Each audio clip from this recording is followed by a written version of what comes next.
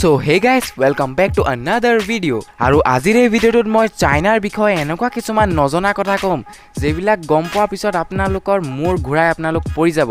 আৰে মুঝে চক্কৰ আনে লগ গয়া अब। তেনেহলে এই ভিডিঅ'টো শেষলৈকে চাই থাকক। Let's get started.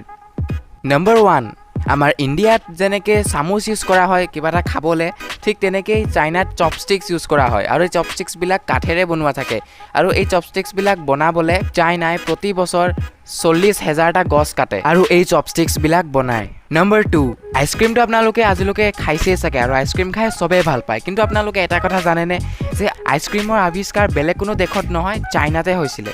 Number 3, আপোনালোকে জানেনে চাইনাৰ মানুহে ইমানে বেছি সিগাৰেট খায় যে এটা ৰিপৰ্ট মতে গম পোৱা গৈছে যে চাইনাৰ মানুহে প্ৰতি সেকেন্ডে 50,000টাতকৈ বেছি সিগাৰেট হেক কৰি দিয়ে।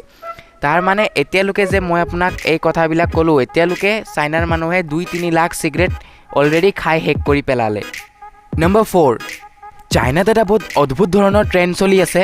তাত কি কৰা হয়, মানুহবিলাকে নিজৰ ঘৰত পোহা কুকুৰবিলাকক তেওঁলোকে কালাৰ প্ৰিণ্ট কৰি দিয়ে আৰু কালাৰ প্ৰিণ্ট কৰাৰ পাছত সেইবিলাকক বেলেগ বেলেগ এনিমেলত ট্ৰান্সফাৰ কৰি দিয়ে, যেনেকৈ টাইগাৰ, জেব্ৰা, পাণ্ডা এটসেট্ৰা।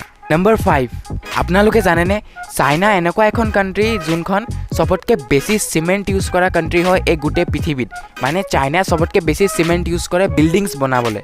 আৰু এটা ৰিপৰ্ট মতে গম পোৱা গৈছে যে চাইনাই প্ৰতি 5 দিনে এখন বিল্ডিং থিয় কৰি পেলায়। ইমানে ফাষ্ট ডেভেলপমেণ্ট চাইনাৰ হৈ আছে। সো গাইজ, এইবিলাকে আছিলে চাইনাৰ লগত জড়িত কিছুমান অদ্ভুত তথ্য যেবিলাক মই আশা কৰোঁ যে নিশ্চয় আপোনালোকে জানি ভাল পালে।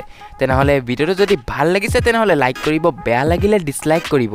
আৰু জাপানৰ কিছুমান অদ্ভুত তথ্য জানিবলৈ হ'লে লেফ্ট ছাইডৰ বক্সটো ক্লিক কৰক আৰু শিৱ মন্দিৰৰ এটা বহুত ডাঙৰ ৰহস্য জানিবলৈ হ'লে ৰাইট ছাইডৰ বক্সটো ক্লিক কৰক। তেনেহ'লে লগ পাম আৰু এটা ভিডিঅ'ত, তেতিয়ালৈকে বাই।